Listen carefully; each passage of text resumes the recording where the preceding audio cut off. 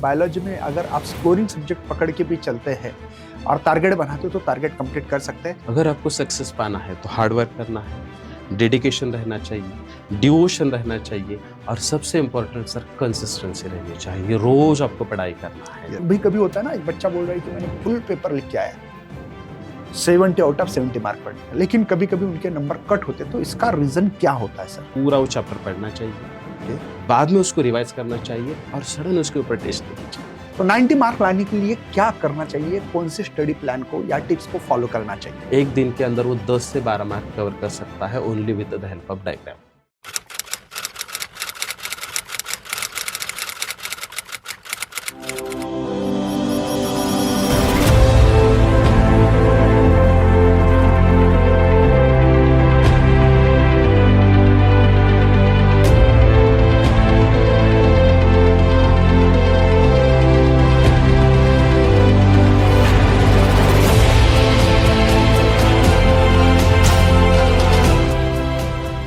Hello बच्चों, मैं सभी का स्वागत करता हूं अपने प्यारे से फिजिक्स ज्ञान मुकेश नायक यूट्यूब चैनल पे। हम लोगों ने एक मैथमेटिक्स का पॉडकास्ट लिया और सर ने कुछ पेपर में से जो क्वेश्चंस हमेशा आते रहते हैं, और कभी होता है ना कि एक हर कोई टीचर जो होता है वो जो काम करता है अपने पूरे लाइफ में, पढ़ाने का, पेपर सेट करने का हो सकता है, एग्जामिनर, मॉडरेटर, चीफ मॉडरेटर, अलग अलग क्षेत्र में अलग अलग लोग काम करते रहते हैं। और इसमें होता क्या कि एक अंदाजा आ जाता है टीचर को कि भाई पेपर ऐसा ऐसा होना चाहिए और इस लेवल पे काम करना चाहिए। तो बच्चों, उस पॉडकास्ट को बहुत अच्छा रिस्पांस मिला। कुछ हम लोगों ने क्वेश्चंस भी बोले थे। हमारे जो प्रताप काशिद सर थे, उन्होंने कुछ क्वेश्चंस बोले कि ये क्वेश्चंस कर लेना, इसमें से क्वेश्चन ज्यादा रिपीटेशंस होते रहता है। बच्चों, हम लोग जो बोलने जा रहे हैं ये कोई हम लोग पेपर लीक कर नहीं है, लीक नहीं करने आए। हम ऑथेंटिक टीचर है। हमारा मकसद ये है कि इस साल मैक्सिमम बच्चों को ज्यादा से ज्यादा अच्छे नंबर आए।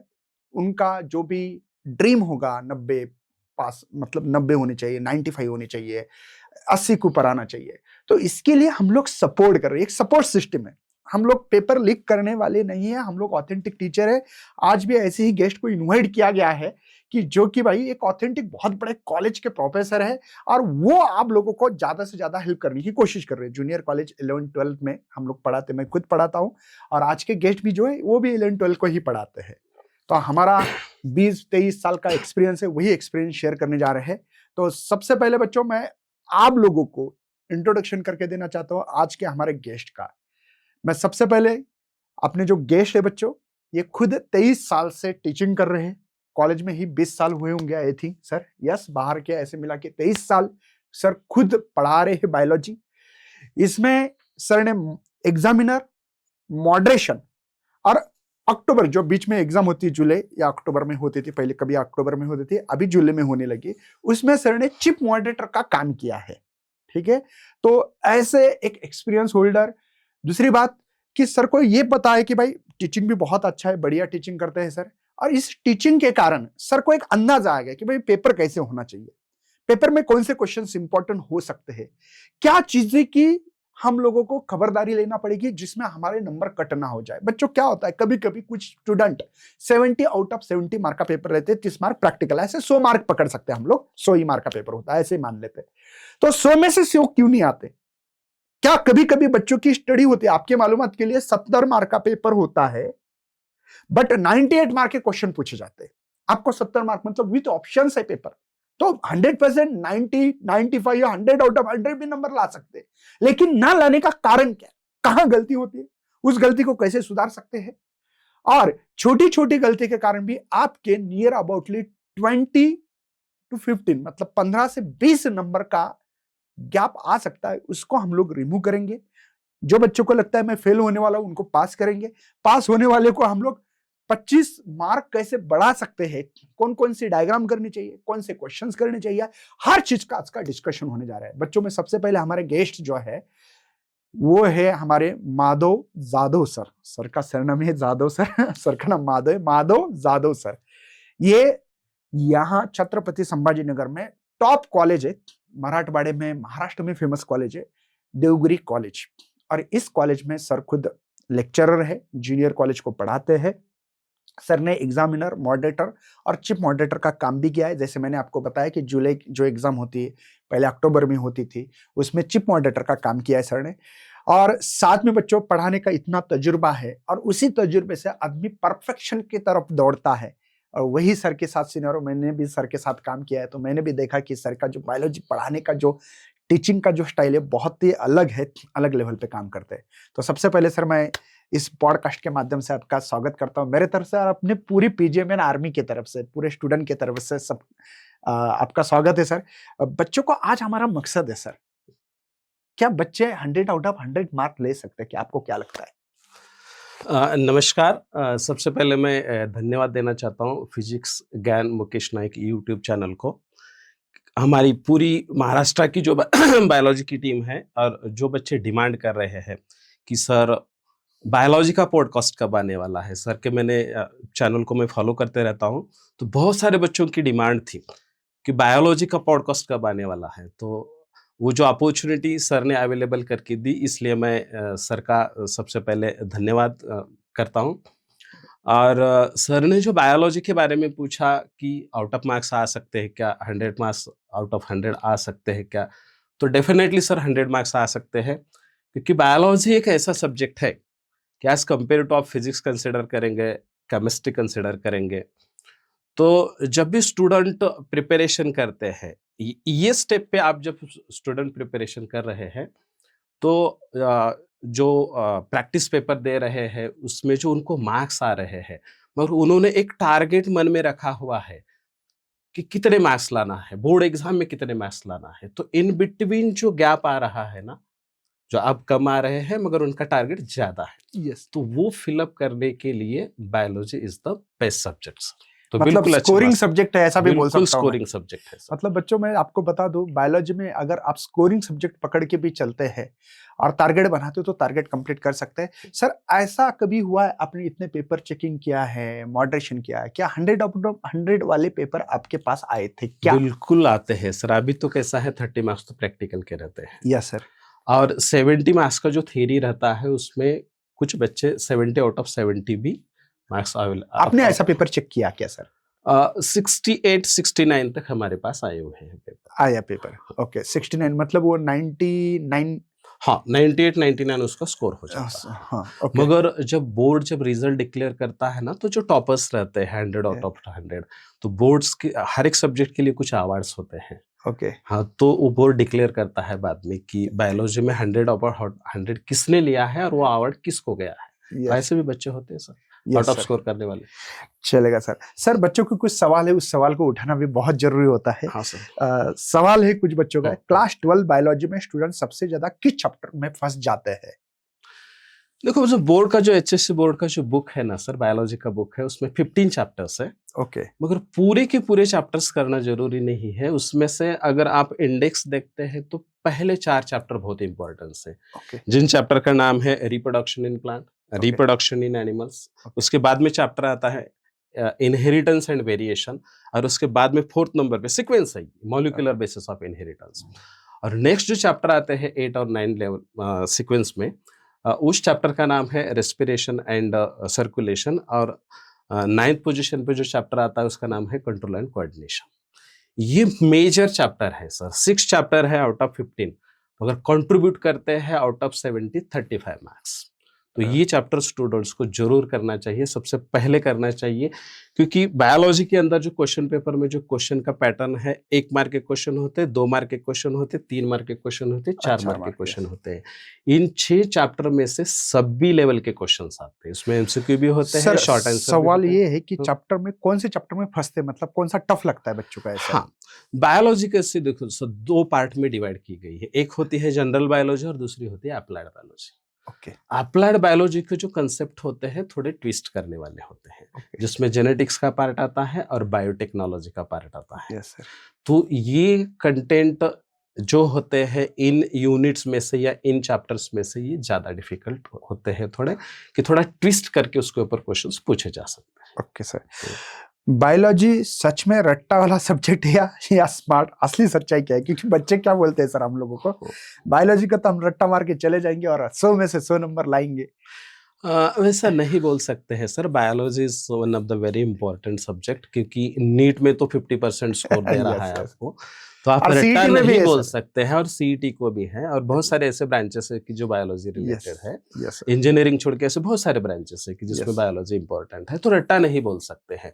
अगर आप रट्टा बोलेंगे तो कॉम्पिटिटिव एग्जाम में आप स्कोर नहीं कर सकते हैं। करेक्ट। इवन दो अभी जो बोर्ड का पेपर आ रहा है उसमें भी एमसीक्यूज आ रहे हैं, answer in Yes. One sentence आ रहे हैं, करेक्ट है। मैच द पेयर आ रहे हैं, तो रट्टा मारने से ये क्वेश्चन आपसे सॉल्व नहीं होने वाले हैं। आपको to the point, line to line जाना पड़ेगा, और सब्जेक्ट का कंसेप्ट क्लियर करके ही आपको पेपर सॉल्व करना पड़ेगा। तो रट्टा नहीं बोल सकते sir, that is a smart subject. Yes sir.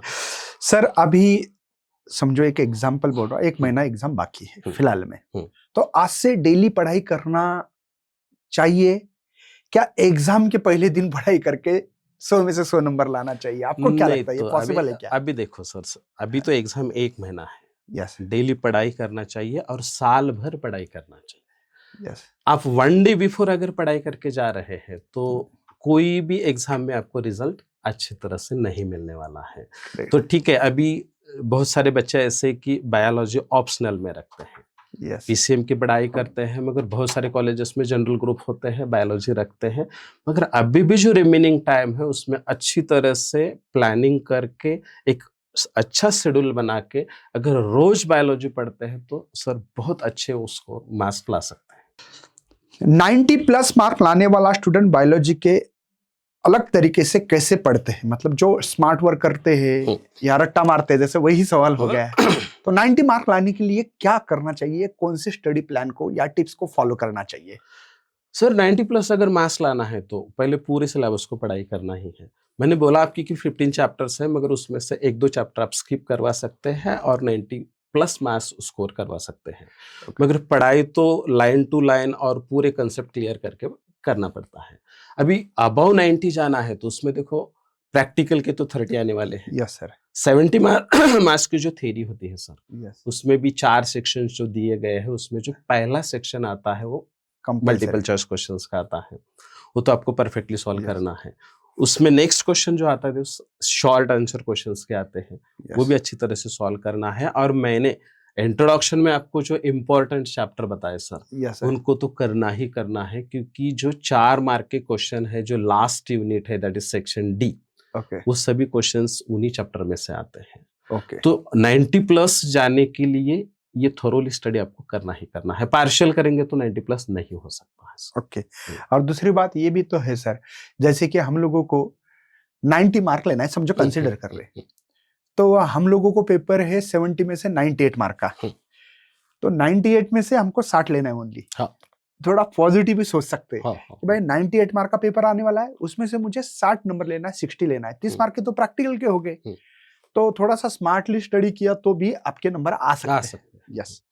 Diagram बनने से सच में एग्जाम एक्स्ट्रा मार्क्स मिलते हैं, या एग्जामिनर एक्स्ट्रा क्या देखता है कि भाई कैसे नंबर देता है? नंबर देने का मेथड्स क्या है डायग्राम में? डायग्राम्स का रोल बायोलॉजी सब्जेक्ट के अंदर बहुत इंपॉर्टेंट होता है सर। Yes sir.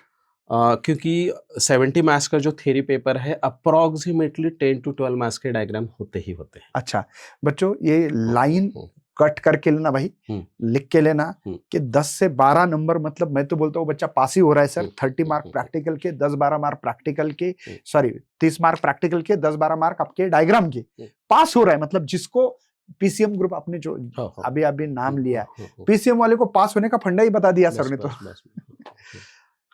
मगर डायग्राम का एक रूल है सर, कैसे सर। करना है।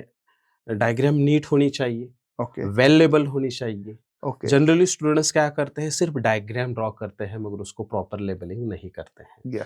तो लेबलिंग शुड भी प्रॉपर होनी चाहिए। और लेबलिंग करने का एक तरीका होना चाहिए सर। अगर लेफ्ट साइड में अगर डायग्राम ड्रॉ करते हैं तो राइट साइड में लेबलिंग करना चाहिए। और क्वेश्चन ऐसे ही पूछा जाता है कि draw a well label diagram with label, ऐसा ही होता है। मतलब सर का कहना है कि भाई अगर आप आंसर शीट में डायग्राम ड्रॉ कर रहे हैं इस साइड में, कंसीडर करते हैं इस साइड में सर, तो इधर लेबलिंग होनी चाहिए ताकि डायग्राम और इधर अगर आपकी लेबल हो हाँ। तो नंबर देने में इजी रहता है। इजी रहता है, हाँ, आसान रहता है। हाँ, सर। तो ध्यान रखना है, डायग्राम इस साइड में और इस साइड में लेबलिंग लेबलिंग ताकि सभी, नहीं तो होता क्या, हम्म। कुछ सर के साथ मेरा डिस्कशन हो गया, ये हम्म। डायग्राम आपने ड्रॉ की, हम्म। एक लेबल इधर लिख रहे हो, हम्म। एक इधर लिख रहे हो, हम्म। एक नीचे एक ऊपर, तो इसमें बहुत दिक्कत होती है नंबर देने में। तो सर का एक सजेशन है, हाँ। और सर को तो मैं रिक्वेस्ट भी करूंगा कि सर कोई ऐसा एक पेपर लाने वाले हैं, मेरे साथ डिस्कशन हुआ, वो पेपर हम लोग प्रेजेंट करना चाहते हैं। आपका नीचे कमेंट करिए कि हाँ सर, एक पेपर आंसर सीट प्रॉपर जो बच्चों से लिख के प्रॉपर मार्किंग, प्रॉपर हर कुछ चीजें होने वाली है, इस लेवल पे भी आपका काम होने वाला है। ठीक है, अगला सवाल है sir, NCERT and state board को लाइन बाय लाइन पढ़ना सच में कंपलसरी है क्या? स्टेट बोर्ड की बुक पढ़ना चाहिए या एनसीईआरटी? इसमें से भी आपको सजेशन देना है सर। बोर्ड एग्जामिनेशन के लिए तो आपको एचएससी बोर्ड का जो बुक है, बाल भारती की सैंक्शन बुक बुक है, या। बाल भारती का जो बुक है वही पढ़ना चाहिए, क्योंकि एनसीईआरटी का सिलेबस वो जो नीट एग्जामिनेशन के लिए है। यस, मगर यहाँ पर तो आपको लाइन टू लाइन बोर्ड का ही बुक पढ़ना चाहिए, और उसी में से लिखना चाहिए, उसी में से ही लिखना चाहिए और उसी में से ही क्वेश्चंस आने वाले हैं। इसी के ऊपर एक सवाल है सर आपको। Yes, हाँ। समझो मैंने बायोलॉजी का टेक्स्ट बुक पढ़ लिया है जो एचएससी बोर्ड का है, बाल भारती का, और मुझे अब वो शब्द, वो वर्ड याद नहीं है, लेकिन मेरे कॉन्सेप्ट बहुत क्लियर है सर, और मैं मेरे मन से पेपर लिखना चाहता हूँ। क्या मैं मन से पेपर लिख सकता हूँ क्या, और उसको नंबर मिलते हैं क्या? बिल्कुल मन से पेपर आप लिख सकते हैं। ओके, पैरेलल वर्ड आप लिख सकते हैं। Okay. एग्जामिनर को बिल्कुल समझ में आ जाता है कि वो Okay. उसको कहना क्या चाहता है। ओके सर, उसका अगर अदर वर्डिंग में आंसर आता है तो भी उसको मार्क्स मिल जाता है, फुल्ली मार्क मिलते हैं, फुल्ली मार्क्स मिलते हैं सर। मतलब बच्चों आपको एक और अपॉर्चुनिटी है। हाँ, उसका मीनिंग करेक्ट रहना चाहिए। ओके सर, आपको एक बहुत बढ़िया अपॉर्चुनिटी है। आप आजकल के बच्चे इंग्लिश यूं ही थोड़ी थोड़ी तो बोल ही लेते हैं सर, और दूसरी बात जो सीबीएसई आईसीएसई वाले जो बच्चे होते हैं 10 तक, आजकल इंग्लिश मीडियम के बहुत सारे मैक्स टू मैक्स बच्चे हैं, 60% तो है। अब वो बच्चे को इंग्लिश बहुत अच्छी है, एक बार पढ़ लिया तो समझ लिया, तो समझ कर अगर लिखोगे, मीनिंग सही हो, भले सेंटेंस आपका इनकरेक्ट हो, मतलब कभी कभी होता है ना कंस्ट्रक्शन बराबर नहीं है, थोड़ा सा मतलब होता है ना, थोड़ा सा ग्रामेटिकली बराबर है, तो मार्क देते हैं क्या? बिल्कुल देते हैं। मतलब बच्चों आपको ग्रामर इसमें ज्यादा देखने की जरूरत नहीं है। हाँ, थोड़ा तो भाई रूल तो पालना, मतलब वो तो फॉलो करना पड़ता है, बट सर का कहना वो तो बात सही है, बट इसके साथ साथ आप अपने मन से अच्छी तरह से लिखे। टीचर को समझ में आना चाहिए कि आप क्या लिखना चाहते हो और क्या बोलना चाहते हो। अगर आप मीनिंगफुल आंसर लिख रहे हैं तो बिल्कुल उसको मार्क्स मिल जाता है। यस, थोड़ा सा 19-20 भी grammatical was are is are कुछ इतना टेंशन नहीं है सर। बिल्कुल बिल्कुल। बायोलॉजी में मार्क्स काटने का क्या रीजन हो सकता है सर? कभी कभी होता है ना, एक बच्चा बोल रहा है कि मैंने फुल पेपर लिख के आया, 70 आउट ऑफ 70 मार्क पढ़ने का, लेकिन कभी कभी उनके नंबर कट होते, तो इसका रीजन क्या होता है सर? कारण क्या होता है? पहला कारण होता है सर, पेपर अगर नीट नहीं है, क्लीन नहीं है, आपकी हैंडराइटिंग अच्छी नहीं है, आपके डायग्राम्स वेल लेबल नहीं है, आपकी डायग्राम अप्रोप्रिएट नहीं है, तो ये सबसे बड़ा कारण होता है कि आपके मार्क्स कट हो जाएंगे। ओके, और एग्जामिनर पूरी रीड करने की कोशिश करता है, मगर आपकी हैंडराइटिंग ही ऐसी है कि आपको समझ ही नहीं पा रहा है। आपने करेक्ट लिखा हुआ है, फिर भी वो न पढ़ पाने के कारण उसको रॉन्ग करवा देता है। यस, आपको पूछे गए हैं कि 4 लेबल करो, आपने 2 ही लेबल किए हुए हैं, यस, तो उसमें मार्क्स चले जाते हैं। तो सर एक बार मुझे एक सवाल पूछना है, ड्रॉ द लेबल डायग्राम, ये सवाल आ गया, लेबलिंग आ गया, तो डायग्राम को कितने नंबर होते हैं? डायग्राम सर 2 मार्क के डायग्राम होते हैं, 3 मार्क के डायग्राम होते हैं। 2 मार्क में मुझे बताना है सर। समझो अगर 2 मार्क के डायग्राम है सर, तो उसमें डायग्राम स्केच करने के लिए सिर्फ हाफ मार्क होता है। ओके, और उसके एनी 3 जो लेबल्स होते हैं उसको 1.5 मार्क होता है, ऐसे मिला के उसको 2 मार्क्स होता है। इसलिए लेबलिंग प्रॉपरली होनी चाहिए। मैं एक बार एक्सप्लेन करता हूँ सर। बिल्कुल सर। सर ने बोला है कि भाई अपने 2 मार्क का डायग्राम आएगा, ड्रॉ द लेबल डायग्राम, तो डायग्राम आप जो निकाल रहे हार्ड की, तो आपको लग रहा है कि भाई मैंने इतनी अच्छी डायग्राम निकाल ली और मैं लेबलिंग ही ना दूं तो आधा ही नंबर मिल रहा है। बच्चा आ रहा है घर पे डांस करते करते और बोल रहा है कि सर मुझे 2 के 2 नंबर मिलेंगे, नहीं मिलेंगे, आपको आधा ही नंबर मिलेगा उसका। एक लेबल आधा मार्क, दूसरा लेबल आधा मार्क, तीसरा लेबल आधा मार्क, 1.5 और डायग्राम का आधा, ऐसे 2 मार्क आते हैं। Labelling is most important. मुझे तो लगता है कि डायग्राम से इंपॉर्टेंट लेबलिंग है सर। और 3 मार्क के लिए 3 मार्क का अगर डायग्राम है सर, थोड़ा डायग्राम कॉम्प्लिकेटेड होता है। 1 मार्क डायग्राम स्केच करने के लिए होता है और एनी 4 लेबल्स, आपको 4 लेबल करने होते हैं and each label will carry half mark. तो ऐसे मिला के उसके भी 3 मार्क मिल जाते 3 मार्क का क्वेश्चन मैं दोबारा एक्सप्लेन कर रहा हूँ, इंपॉर्टेंट इसलिए सर। हाँ, 1 मार्क आपको डायग्राम, हर लेबलिंग को आधा आधा आधा ऐसे 4 लेबलिंग चाहिए। आपने 5 किया तो चलेगा, कोई प्रॉब्लम नहीं, लेकिन 4 मिनिमम होने चाहिए। मिनिमम 4 होने चाहिए। और उसमें भी सर ने और एक पॉइंट मैं भूल गया हूँ बोलना कि लेबलिंग कैपिटल लेटर भी होने चाहिए। यस, तो जो लेबलिंग होती है वो कैपिटल लेटर में होनी चाहिए, उससे ज्यादा इम्पैक्ट होता है। ऐसा नहीं है कि भाई तुम्हारे नंबर कट जाएंगे क्या, ऐसा नहीं है, लेकिन नहीं तो लेकिन लेबलिंग कैपिटल लेटर में रहा तो बेहतरीन रहेगा। और डायग्राम को ना फ्रेम में ड्रॉ करना चाहिए। अच्छा, एक रेक्टेंगल या स्क्वायर, रेक्टेंगल और स्क्वायर ऐसा फ्रेम बना के अगर डायग्राम ड्रॉ करते हैं और लेबल कैपिटल से करते हैं तो वो ज्यादा इंप्रेसिव होता है। ओके सर, लॉन्ग आंसर लिखते समय कीवर्ड मिस हो जाए तो कितने मार्क्स कट हो सकते हैं? लॉन्ग आंसर जो डिस्क्रिप्टिव आंसर्स होते हैं सर, वो 4 मार्क के लिए आते हैं। 4 मार्क के लिए आपको पूरी प्रोसेस लिखनी पड़ती है और उसके अंदर स्टेप्स होते हैं। जैसे कि मैं एक एक्सप्लेन करता हूं कि एक क्वेश्चन आ गया, डबल फर्टिलाइजेशन इन एंजियोस्पर्म, ऐसा क्वेश्चन है। तो उसके 4 स्टेप्स है। पहले सैफेनोगामी है, दूसरी पोरोगामी है, तीसरी सिंगामी है और लास्ट वाली ट्रिपल फ्यूजन है। हर एक स्टेप को 1-1 मार्क है। अगर आपने 2 स्टेप लिया तो 2 ही मार्क्स मिलेंगे, मतलब 3 स्टेप लिखा तो 3 ही मार्क्स मिलेंगे। मतलब एक स्टेप 1 मार्क कट एक जाएगा। Step 1 mark. 2 आपने 2 लिखे 2, 3 लिखे 3, 4 लिखे 4, फिर उसको explanation. Okay sir. Last 30 day में बायोलॉजी रिवाइज करने का परफेक्ट स्टडी प्लान क्या होना चाहिए, आपको क्या लगता है सर?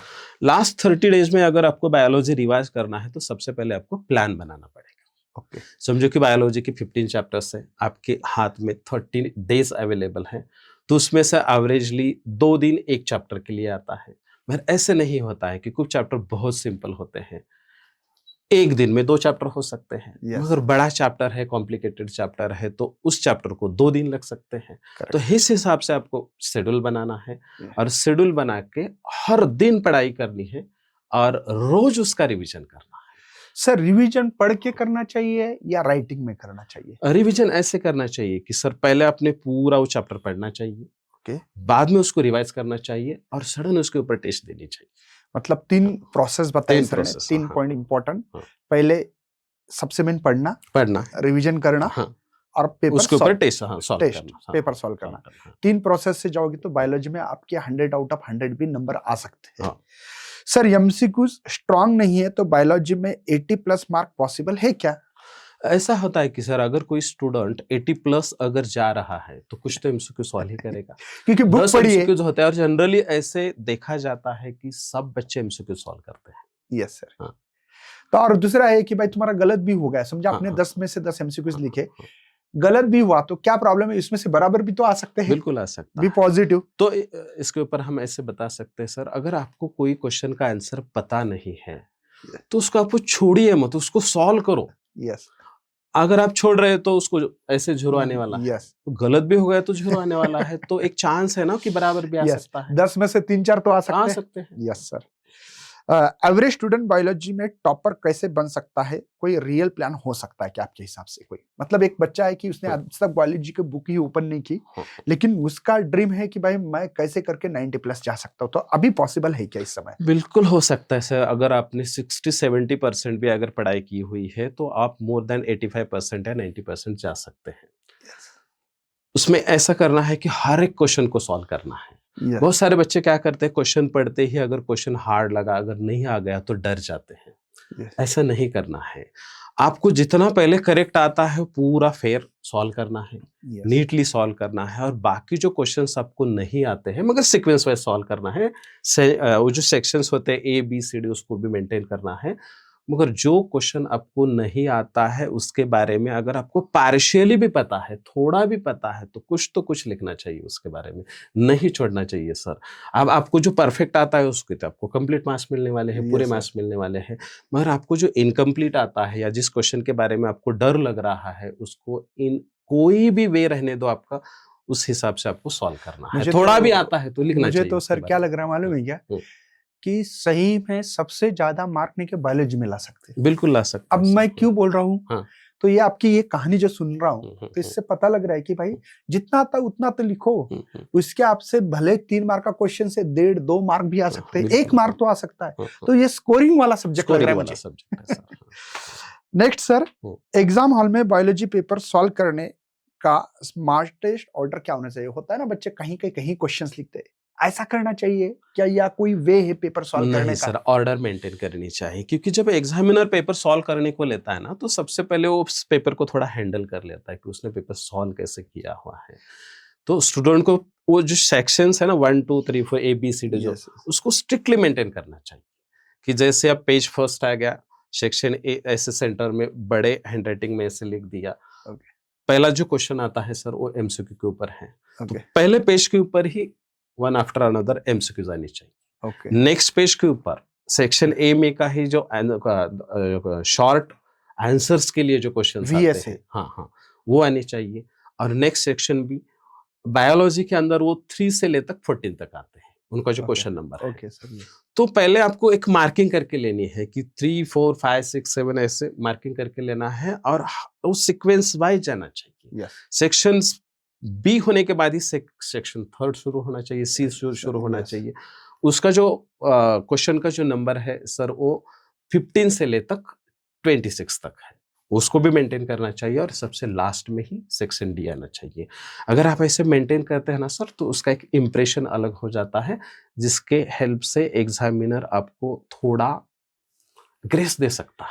वो और होता है ना आपको- सर, हाँ। जैसे कि कोई एक इम्प्रेशन डाल रहा है, मैं भी हाँ। पेपर चेक जब करता हूँ, हाँ। तो मेरा एक एक्सपीरियंस रहा है सर, कि बच्चों ने इतना जबरदस्त प्रेजेंटेशन, कोई क्वेश्चन मिक्स नहीं है, तो आदत लगी सर मुझे ऐसी राइट मारने की। बिल्कुल सर। हाँ। तो एक मेंटालिटी में मेरे क्या हुआ कि ये बच्चा बहुत होशियार है, शायद ये है ना अच्छे नंबर लेने वाला है। पहला क्वेश्चन बराबर, दूसरा, तीसरा, चौथा, पांचवा, छठवा, सातवां, 20 नंबर, 23 नंबर में उसने छोटी सी गलती की। पता ही नहीं लग रहा है सर, क्योंकि उतनी छोटी गलती तभी पकड़ में आती है अगर वो बच्चा पहले से कुछ गलत कर रहा है तो। लेकिन उसने इस पेपर का इतना बढ़िया प्रेजेंटेशन करके हमारे ऊपर एक इंप्रेशन जमाया भाई, भले तुम हमारे सामने नहीं है, आपका पेपर इंप्रेशन जमा रहा है टीचर के ऊपर, तो वो इंप्रेशन के कारण कभी कभी छोटी गलती पकड़ में नहीं आती ऐसे बच्चों की, और उसको नंबर ज्यादा मिल जाते हैं, बेनिफिट होता है। यस, स्टूडेंट का बेनिफिट होता है। दूसरी बात सर, अभी ये तो सभी चीजें हैं, लेकिन मुझे आपसे कुछ और भी सवाल पूछने हैं। जैसे कि एक तो सबसे मेन, बच्चों को ऐसे कोई क्वेश्चंस बता सकते हैं क्या जो क्वेश्चंस एग्जाम में आने के चांसेस आपको लग रहे हैं? देखो बच्चों, ये हम लोग कोई ऐसे पेपर लीक नहीं कर रहे, कुछ नहीं भाई, ऑथेंटिक या कुछ नहीं है, हमारा अनुभव, हम लोग जो एक्सपीरियंस होल्डर है, इसी के हिसाब से ये कभी कभी गलत भी हो सकता है, सही हो सकता है, लेकिन हमारा मकसद क्या है, आपके नंबर बढ़ जाए। बिल्कुल। तो ऐसे कुछ क्वेश्चंस बोल सकते हैं क्या सर आप? तो अभी जो मैंने इंपॉर्टेंट चैप्टर सबको बताया सर, उसमें से मैं सीक्वेंस वाइज बताता हूँ। जैसे कि पहला चैप्टर है रिप्रोडक्शन इन प्लांट, उसमें TS of anther, development of male gametophyte, development of female gametophyte, then anatropous ovule, then fertilisation, and after fertilisation embryonic development. Next जो चैप्टर आता है that is reproduction in animals, उसमें TS of testis आता है, TS of ovary आता है, then phases in menstrual cycle आते हैं, एंड देन एम्ब्रियोनिक डेवलपमेंट आती है, और प्रोसेस ऑफ फर्टिलाइजेशन आ जाती है। नेक्स्ट उसके बाद में जो 2 चैप्टर सारे सर जेनेटिक्स के चैप्टर आ रहे हैं, उसका पहले चैप्टर का उसमें से नाम है इनहेरिटेंस एंड वेरिएशन। उसमें Mendel's laws of inheritance, Mendel's के तीनों लॉज आपको अच्छी तरह से करना है। Yes sir. डायहाइब्रिड रेशियो एक आता है उस चैप्टर के अंदर, वो अच्छी तरह से करके जाना है। और कुछ जेनेटिक डिसऑर्डर्स आते हैं, उस जेनेटिक डिसऑर्डर के बारे में भी आपको उस चैप्टर में से अच्छी तरह से करना है। नेक्स्ट टू देम जो चैप्टर है sir molecular basis of inheritance, बहुत इंपॉर्टेंट चैप्टर है। नीट के लिए भी वो बहुत इंपॉर्टेंट चैप्टर होता है। वो पहले वाला जो बताया वो भी नीट के लिए बहुत इंपॉर्टेंट चैप्टर होता है। तो उन चैप्टर के अंदर मॉलिक्यूलर बेसिस के ऊपर थोड़ी स्टडी होती है। तो डीएनए का स्ट्रक्चर है, डीएनए का रेप्लिकेशन है, ट्रांसक्रिप्शन की प्रोसेस है, प्रोटीन सिंथेसिस जिसको हम ट्रांसलेशन बोलते हैं, ऑपेरॉन नाम का एक कंसेप्ट आता है उसके अंदर। वो बहुत अच्छी 4 मार्क के जो क्वेश्चन आते हैं ना सर, मोस्ट प्रोबेबली इन्हीं चैप्टर में से आते हैं। और जो बाद में जो 2 चैप्टर मैंने बहुत इंपॉर्टेंट बताया आपको, 8 और 9 चैप्टर जो ह्यूमन फिजियोलॉजी के आते हैं, जिसमें से एक आता है रेस्पिरेशन एंड सर्कुलेशन। उसमें human respiratory system, then exchange of gases, और फिर हार्ट का स्ट्रक्चर, इंटरनल पूछा जा सकता है या एक्सटर्नल पूछा जा सकता है, कंपोजिशन ऑफ ब्लड पूछा जा सकता है, स्ट्रक्चर ऑफ ब्लड वेसल्स पूछा जा सकता है, और लास्ट में जो इंपॉर्टेंट चैप्टर आ रहा है सर, कंट्रोल एंड कोऑर्डिनेशन, जिसमें ब्रेन का स्ट्रक्चर पूछा जा सकता है, रिफ्लेक्स एक्शन नाम की एक कंसेप्ट होती है वो पूछी जा सकती है, कंडक्शन ऑफ इंपल्सेस वो कंसेप्ट पूछा जा सकता है, और उसके बाद में उसी चैप्टर के अंदर आई का स्ट्रक्चर है, ईयर का स्ट्रक्चर है, वो भी पूछा जा सकता है, और बाद में हमारे बॉडी के अंदर जो वेरियस टाइप के ग्लैंड्स है, जिसमें पिट्यूटरी ग्लैंड है, थायराइड ग्लैंड है, इन टॉपिक के ऊपर लॉन्ग आंसर के क्वेश्चंस आ सकते हैं। Okay sir. बच्चों, मुझे तो लग रहा है कि सर ने इतना बता दिया ना, अगर वो करोगे तो 3 मार्क 4 मार्क के क्वेश्चन बिल्कुल, ये 3 और 4 मार्क के क्वेश्चन है, और इतना करोगे तो शायद होता है ना, एक स्कोर बढ़ाने का जो तरीका है, पहले इसको कर लेना, बाद में जो आपको करना है कर लो, वो तो फिर आपका बेनिफिट है। ये मिनिमम करना चाहिए, ये सर का सजेशन है। इससे आपको फायदा ये होगा कि भाई मेरे पक्के 60 मार्क होंगे, 70 होंगे, ये जो भी आपका मार्क होगा वो। सर, इसके अलावा और एक सवाल है आपके लिए। बिल्कुल सर, इंपॉर्टेंट डायग्राम बता सकते हैं क्या आप?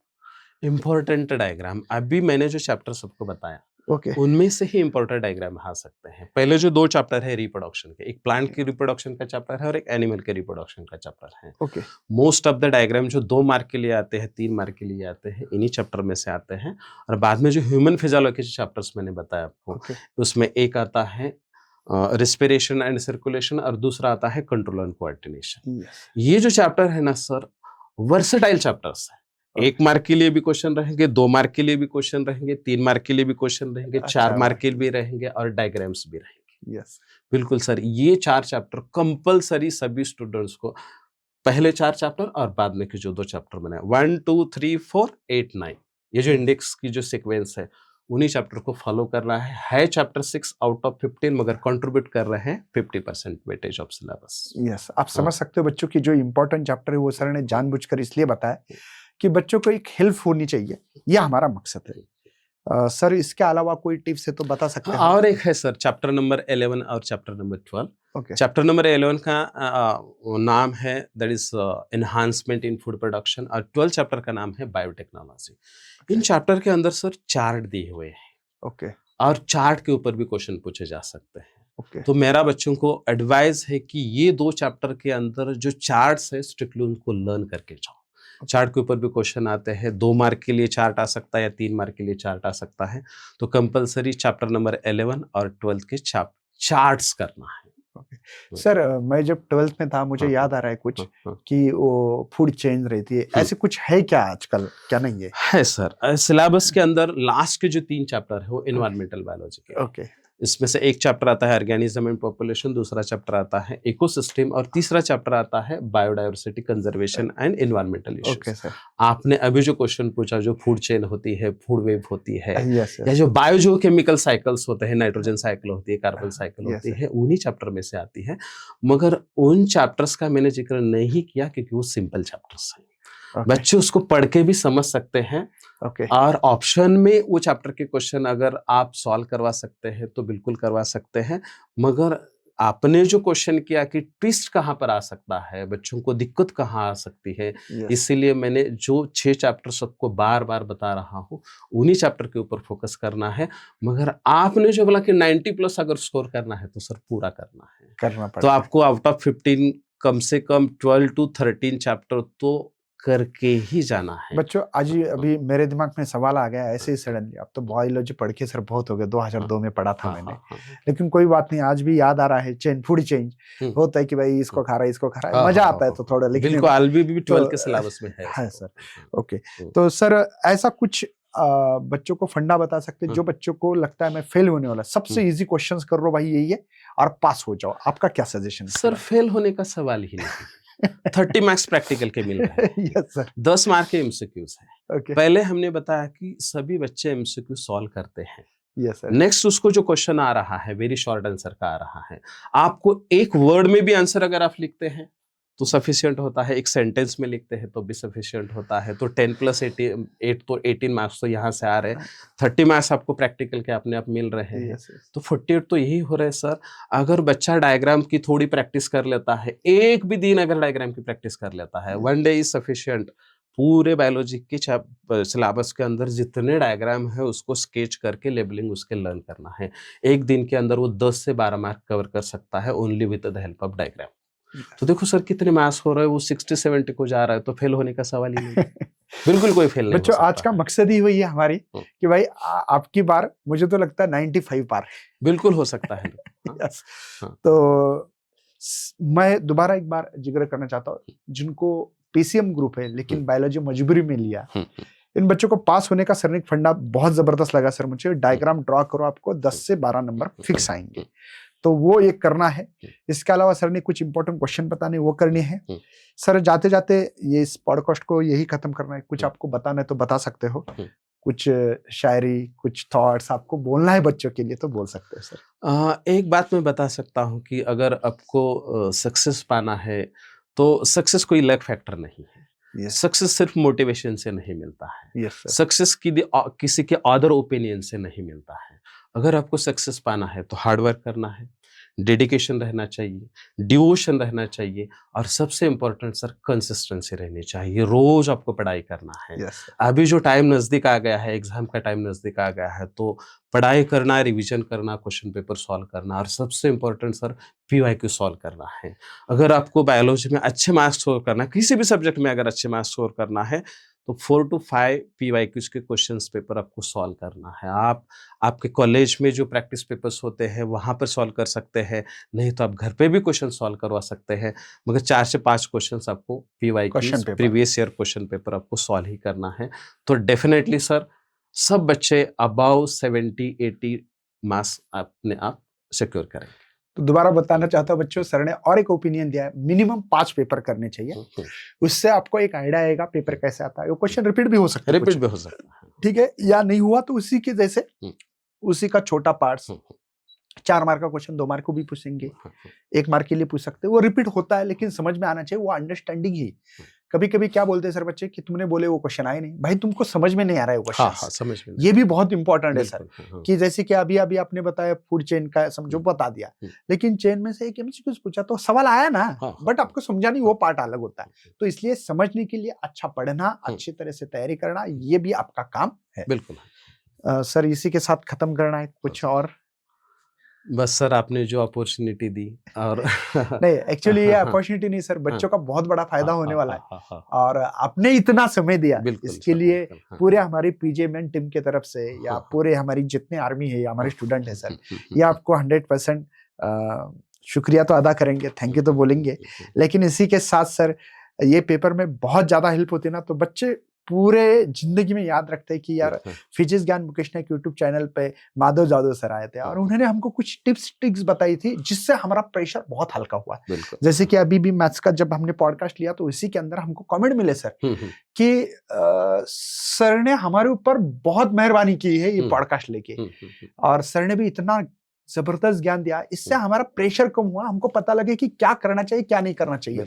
कभी होता है ना सर कि वे बहुत इंपॉर्टेंट होता है, जैसे कि मुझे यहाँ मुंबई जाना है लेकिन मुझे पता ही नहीं रास्ता, तो बहुत मुश्किल होती है। लेकिन किसी ने समृद्धि पे लेके छोड़ेंगे, बोले भाई इस रास्ते से जा तुझे भिवंडी मिल जाएगा, तो वो 2 घंटे 2.5 घंटे 3 घंटे में पहुंच जाएगा, भले कोई जोर से जाएगा कोई आराम से जाएगा लेकिन जाता है।